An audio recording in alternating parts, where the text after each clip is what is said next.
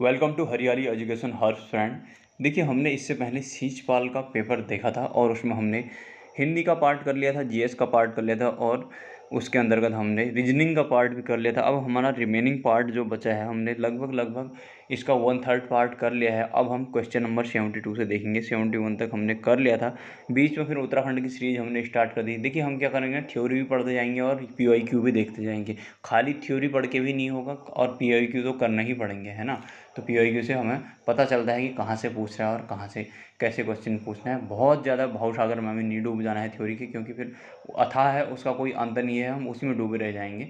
तो इसलिए मैं थ्योरी के साथ साथ पीवाईक्यू भी बीच बीच में कराते रहूँगा, जिससे हमें पता चलेगा कि किस टाइप के क्वेश्चन आ रहे हैं। तो चलिए शुरू कर लेते हैं आज का सेशन। देखिए, एक चीज़ और ना, मैंने इससे पहले एक वीडियो बनाई थी। जो सींचपाल वाला जो अध्यासन आए हैं ना, वो कार्मिक विभाग को वापस लौटा दी है यूके ट्रिपल एस सी में। तो उसमें घबराने की जरूरत नहीं है यार, वो दोबारा आ जाएगा। वो करेक्शन के लिए गया है, उसको दोबारा आ जाएगा। मैंने इसके लिए डिटेल वीडियो बनाया है, आप लोग देख लेना इससे पहले। तो स्टार्ट कर लेते हैं क्वेश्चन नंबर 72 से। वह स्थान जहाँ नदियाँ समुद्र में गिरती हैं तो वो कहलाता है हमारा मुहाना कहलाता है। ऑप्शन डी हो जाएगा इसका।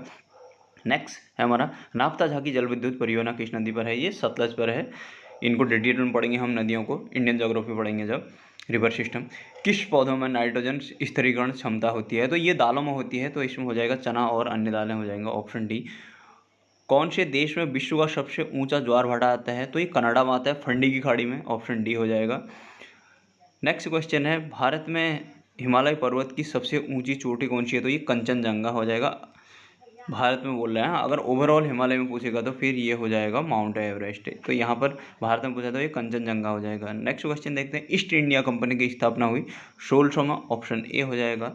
प्रथम विश्व युद्ध हुआ था, ये 1914 से 18 हुआ था। Option A.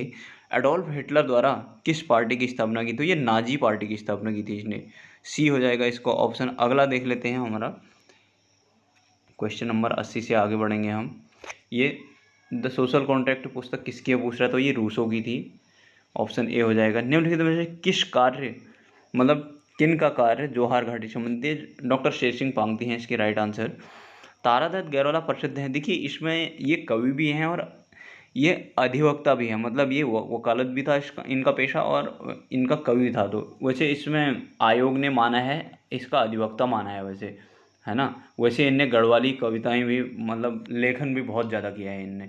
तो इसमें अगर ऑप्शन दोनों आएगा सी एंड डी, तो सी एंड डी के साथ जाना। अगर एकदम ज़्यादा ही पूछेगा फिर तो आयोग ने जो आंसर माना है इसका अधिवक्ता माना है। नेक्स्ट क्वेश्चन देखते हैं, चूना पत्थर निम्नलिखित में से किस चट्टान का उदाहरण है? तो ये औषधि चट्टान का उदाहरण है, सेडिमेंट्री रॉक्स। नेक्स्ट देखते हैं, भारत जब आज़ाद हुआ तो टिहरी रियासत का राजा कौन था? ये मानवेंद्र शाह था। महासू देवता की पूजा होती है, ये जौनसार बावर क्षेत्र देहरादून में होती है। महासू महाशिव से ये लोग मानते हैं। इस हम जब पढ़ेंगे ना जौनसारी ट्राइब पढ़ेंगे, जौनसारी जनजाति, वहाँ पूरा डिटेल में पढ़ाऊंगा इसको उत्तराखंड में, बहुत जल्दी आएगा। उत्तराखंड के किस उत्सव को पत्थर युद्ध से संबंधित है? ये है हमारा बग्वाल देवता। Option C. ये चंपावत में देवधुरा वाला जो मेला लगता है।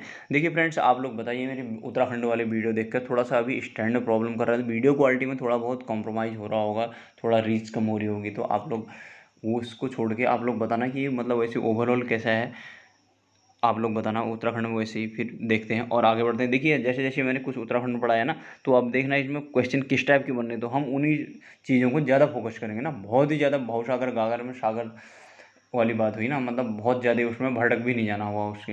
तो इसलिए पीवाईक्यू करना बहुत ज़रूरी होता है।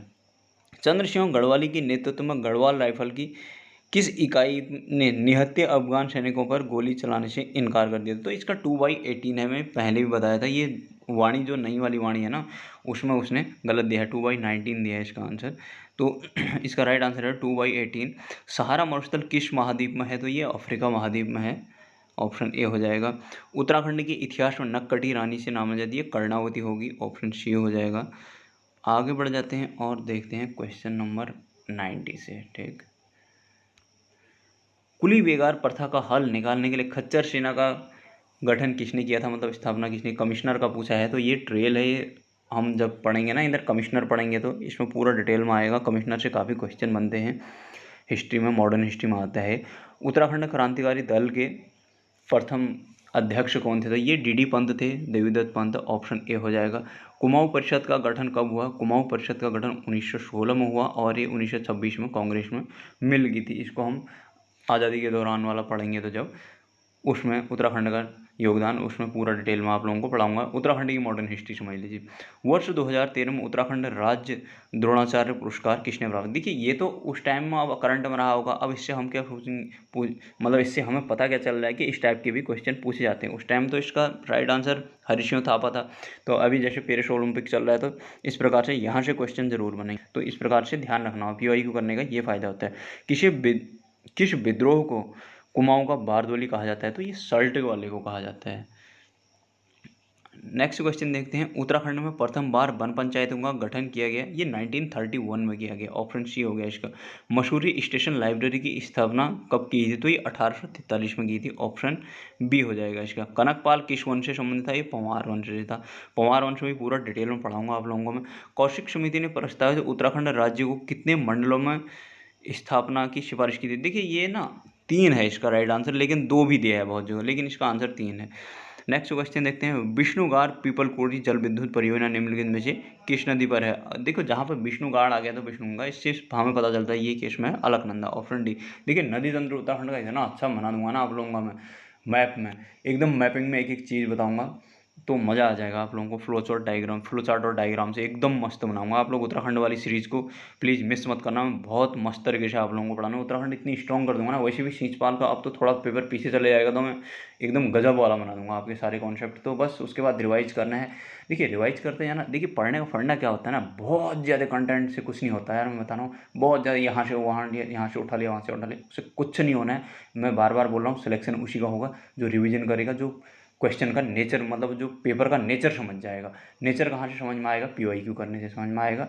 और रिवीजन बार बार वहाँ पर क्या होता है, फिर हम सारी चीज़ें टच कर रहे होते हैं लेकिन हमें समझ में नहीं आता है। चलो आगे बढ़ जाते हैं। फ्रेडरिक श्मेटर द्वारा स्थापित तितलियों का संग्रहालय कहाँ स्थित है? भीमताल में स्थित है। Option D.